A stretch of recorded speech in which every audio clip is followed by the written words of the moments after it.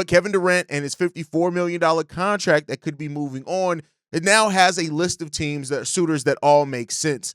And here's what we're going to do. We're going to talk about each one of these teams, how much sense they make for Kevin Durant and the Phoenix Suns, and then like what's going to happen here, right? I think when you look at it first, the Houston Rockets, we've talked a lot about them ad nauseum at this point. Rockets fans and me and some other people all like think about this in two ways, right? You have the Houston Rockets who have a young squad here that they could look to continue to build some things on out, right, with this young squad rather than give up young pieces and draft selections to bring in Kevin Durant, who reportedly does not want to be a one-year rental. So any team that goes to Kevin Durant is looking to sign some form of contract extension to have a more kind of future and base there. Now, I don't think that's going to be a long-term 4 or 5 year extension, but you're probably looking at 1 to 2, maybe even a 3-year extension that Kevin Durant is looking for, and our team's going to want to take on that risk. The Houston Rockets are a team that's interestingly suited, right? Like I've said before, the Rockets have this thing where they could stay young, which makes sense, and what I think they should do, or they could do what, this trade could do if they end up trading for Kevin Durant. You get in a young player, you get in a veteran like Kevin Durant to add to your young core, and then you're hoping that by the end of that 2-3 year run that Kevin Durant has with that Amen Thompson or whoever else is ready to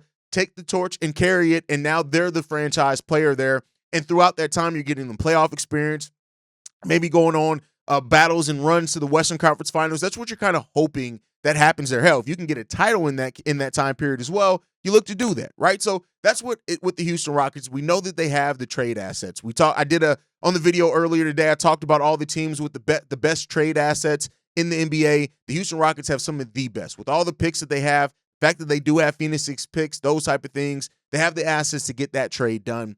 And then you have another team that's in a similar situation. That's the San Antonio Spurs. This is a team with tons of young talent that they can include in a trade. Reportedly, Devin Vassell, Keldon Johnson, those are the players that are more so looking to move if they do a deal like this. But they also are a team that could just stay young, build organically, and wait till Wemby and whoever else as they continue to draft, especially with the pick that they have in this year's draft, if they continue to just build that thing out as well, that they can have a championship contender that can last several years, which is something that the Spurs have done before, is have a team that's in contendingship a lot of time over a decade, right?